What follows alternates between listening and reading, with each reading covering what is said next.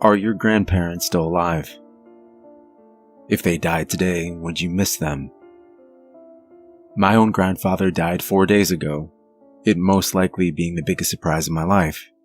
Yes, people die, but I hadn't even known of his existence until that Monday evening phone call. John Walker? Yeah? I'm afraid I have some bad news. The caller, my grandfather's lawyer, went on to inform me of multiple family details I hadn't known. First, I had a grandfather named William. Second, he had died by suicide, a self-inflicted gunshot wound. And third, I was to be the sole beneficiary in his will, contingent on only one fulfillment. Which is, I asked. There was a slight hesitation on the other end before she continued. It would be better if I explained in person. Could you come by tomorrow? I hung up the phone and tried to get some rest before my drive through the mountains. The strange new information swirling around in my mind like glitter in a snow globe before finally falling gently to the ground below. Having been adopted as a child, I had never known any of my real family. Maybe it's better that way. Despite finding out about the life and death of a man I had never known, I slept well that night. The next morning, after checking the weather forecast, I quickly replaced the front windshield wipers and headed north. While he had lived surprisingly close, all things considered, the drive would still take nearly 6 hours, and the upper part of the state was due for the first snowstorm of the year. Part of me was looking forward to seeing the area again, my last experience with a white substance being 15 or more years ago, growing up with a family that had taken me in. The drive started with rain at first, a slow plop for 5 or so minutes, and then a steady plastering of the windshield. 2 hours or so later after that, the snow began to fall. By the time I reached the lawyer's office, there was nearly 6 inches on the ground already, and I was in a bit of a rush to try and make it back downstate before getting snowed in completely. Hello. You must be John. I'm Cindy. She would have been stunningly beautiful under any other circumstance, her dark hair falling perfectly across her face, and a pair of the darkest green eyes I had ever seen staring back at me as she extended her hand forward. Hello, Cindy. I used the phrase, under any other circumstance, because, well, not only did the untimely death of a family member, if you could call him that, spoil the moment, the woman seemed completely devoid of any emotion, almost like a doll. It's hard to describe, and I fear I cannot do Cindy justice. Perhaps all you need to know is that there was something not quite right about my grandfather's lawyer. She was too perfect, if there is such a thing. After going over the finer details of his estate, Cindy quickly got to the caveat. It is all to be yours. The mansion in Grang Hills, his collection of old automobiles valued at $500,000, and a large property in upstate New York. It is all to be yours based on one condition. The woman paused for a moment, pretending to sort through a small stack of papers while she eyed me over. You have to send his ashes into space. Can you repeat that? Yes. He wished for you to release his remains into space. Don't worry. The details have been meticulously arranged. The woman smiled for the first time, a painfully transparent act. Physically, her smile should have been beautiful, yet that same word seemed to jump up in my mind. Unnatural. We discussed the meticulous details for a few minutes, at the end of which she handed me a single key. It unlocks every door in his home, save for one, she said. Curious now, I asked, which door doesn't it unlock? Her eyes met mine, and then drifted down towards the expensive tile underneath our feet. All but one. she repeated. Did I think that was odd? Yes, but part of me just wanted to get this whole thing over with. I didn't give a damn about the grandfather I never knew, the man that hadn't cared enough to ever contact me while he was alive, and I was planning on selling the property and possessions as quickly as possible. The subsequent drive was an hour or so north through a mix of country roads, mountains, and forest as far as the eye could see. It was evening when I finally passed over the bridge, a small sign to the right of it, graying hills. At the bridge's end, the road began to slant steeply upwards, so much so, in fact, that I could see the very tip of a mountain that stood in the very center of town. As I worked my way around the twisting roads, the snow began to fall thicker than it had been before. The weather was odd in itself, and I couldn't remember ever seeing snow fade for a few moments and then become a violent storm the next. It was almost as if Graying Hills was its own world apart from the one I'd known. But that was silly. Surely the odd series of twisting roads and foreboding hills were to blame for the rare weather conditions that forced their way against me as I drove upwards. Jesus, how long does it take to reach the top? I noted the time on the dash, 11:27, almost midnight. What happened next was unlike me, to say the least, that as I finally reached the top of the mountain and noted that the clock read exactly midnight, I felt a feeling of dread. I was not religious. I was not superstitious. Yet the feeling had been unmistakable. Midnight. I turned the ignition off with a click, opened the door, and set my feet onto the cold ground. It felt almost familiar, but that was impossible. It was hard to see anything in such darkness, but the top of the mountain seemed far larger than it had looked from afar. A mile in diameter? Maybe more. I would explore in the morning. For now, I just wanted to get some rest. Walking up to the old 2-story home, I found the old key my grandfather's lawyer had given me and turned it clockwise until hearing a click. The door opened easily, creaking softly and showing nothing at first glance. I flicked on the phone's flashlight and stepped into the entryway. A chandelier hung far above me as I scanned the home. It seemed pristine, almost untouched. There was a large stairway leading upwards, where I had been informed there were 2 guest bedrooms, and directly ahead of me sat a long hallway to which I seemed unable to see its ending. I placed my hand on the banister and climbed upwards for the last time that evening. Opening the blue and gold door handle to the first room, I was pleased to find a comfortable enough looking bed. The room connected to an old antique bathroom as well, with an artfully tiled floor and a cast iron bathtub that looked as if it could survive a nuclear blast. I was too tired to explore any farther. I slept.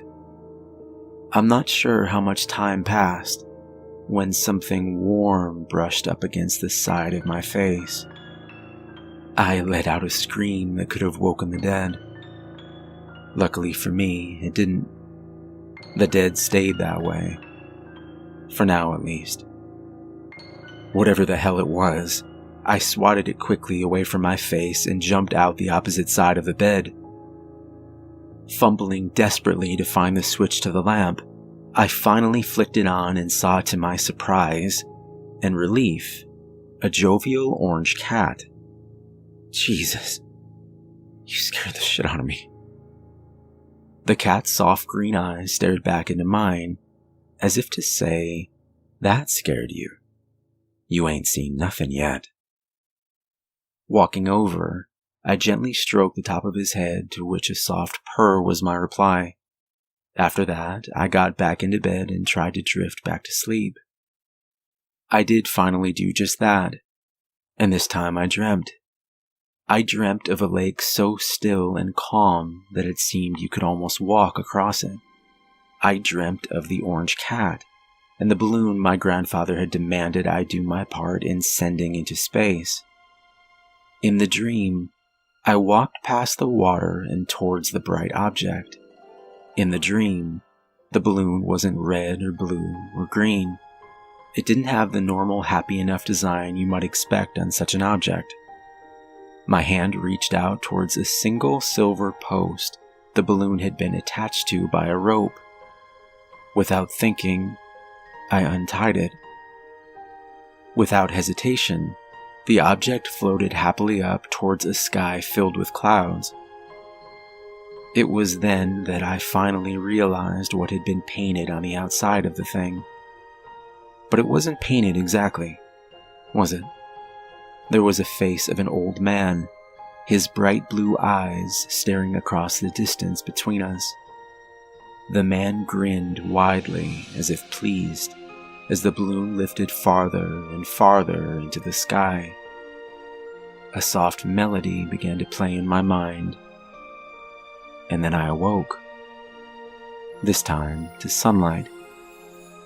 It was morning, a beam of light passing through the foggy window and onto my face. Looking around the room groggily, the cat that had scared the life out of me earlier was nowhere to be seen. Checking the alarm clock on my phone, I was relieved to see there was still plenty of time. I got dressed, brushed my teeth, and headed downstairs. Part of me wanted to explore the house farther, but the directions had been specific. At exactly 10 o'clock, I was to untie the balloon. Heading out the front door, I was surprised to see the vast body of water before me. It was strikingly similar to what I had seen in the dream. A chill went through me as I walked around its edges. I saw it then from a distance, the bright red balloon she had spoken of. I was relieved to see that it at least was different from the dream. Heading closer, I saw that it was already floating at eye level, the only thing stopping its ascension being a white rope that was tied neatly to a stake below. It suddenly struck me just how odd of a request this in fact was. A man I had never known dying by suicide, and then leaving me his entire fortune, which seemed formidable, in trade for doing one small favor after his death, releasing what I imagined was a very expensive red balloon that would carry his ashes up into the ether, and perhaps beyond. And how odd also that his investment was held so haphazardly to the ground below. I figured that even only a moderate amount of wind would have caused the stake to pull free from the ground, and the balloon would have been released far before I had the chance to do it myself. And why was it so important that I be the one to release his ashes anyway? I guess it didn't matter. People were crazy, and if one odd job was all I need do in return for such a fortune, then I would do it. The balloon itself was secured only a few feet from the rocky lake.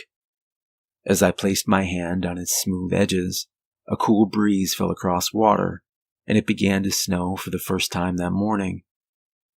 Light snowflakes filled the air around me, their company seeming to silence the water on top of the mountain.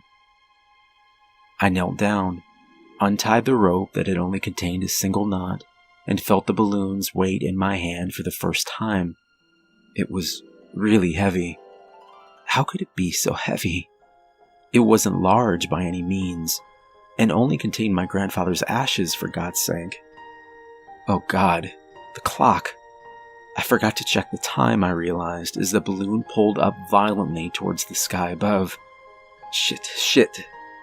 And why is the pull of this thing so fucking strong? I tried to force it back down using my body weight, acting like a dog or cat that suddenly became dead weight to avoid a bath or visit to the vet. But it was no use.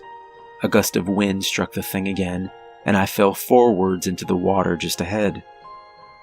I watched the red colors float quickly up through the falling snow, higher and higher. Checking my watch, I saw that the time was 9:44. Close enough. It was just about the time of me losing sight of the balloon, that I noticed a drop of blood on my left hand. I must have cut it on the rope. And then there was a drop on my right hand, and then one on my forearm. Plop, plop. I looked back up towards the sky. Plop, plop, plop. At first I thought, no, I was sure that I was dreaming, or my eyes were just playing tricks on me. They were telling me that what was once only moments ago a fog of white falling gently from the sky was now replaced by a steady drip of dark red. It covered my arms now completely, and my vision seemed to be quickly becoming a mix of that color. "This way," a familiar voice said, as I pulled my eyes from what I was sure was blood covering my entire body and up towards her voice. It was the woman from yesterday, her once dark hair now transformed into a flowing sea of red. Without saying a word, I followed her, around the home and through an iron gate behind. "Patentibus," she whispered. The gate opened slowly before her. Yes, I was surely dreaming. The woman I followed through the gate was now completely cloaked in red. The sight of her was magical and terrifying all at once. Yet there was something else that drew my attention away. We were in a graveyard, I realized. Yet that was not what pulled me so. It was the names on the graves. Stephen A. Walker, born September 3rd, 1840, died February 6th, 1907. Linda J. Walker, born January 9th, 1781, died December 21st, 1809. "They're all here," the woman added, pausing for a moment and looking back. The entire family I had never met was buried on this mountain. We walked for a few moments more before coming to the first fresh grave I had seen. Sure enough, William F. Walker, my grandfather. "What the hell is going on?" The beautiful woman replied nothing, only turning to the grave and speaking one word. "Kansurgo." She knelt lower and kissed the tombstone sweetly.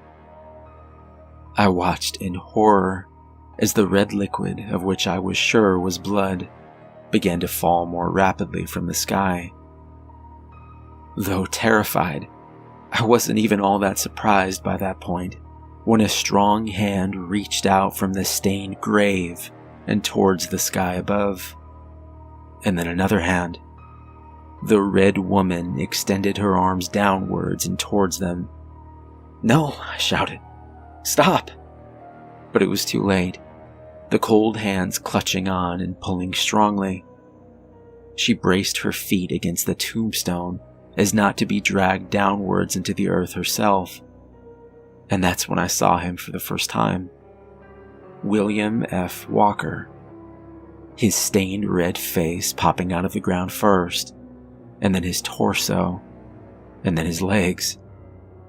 When he finally stepped up onto the ground before me, I watched as he took a deep breath and stared up at the sky.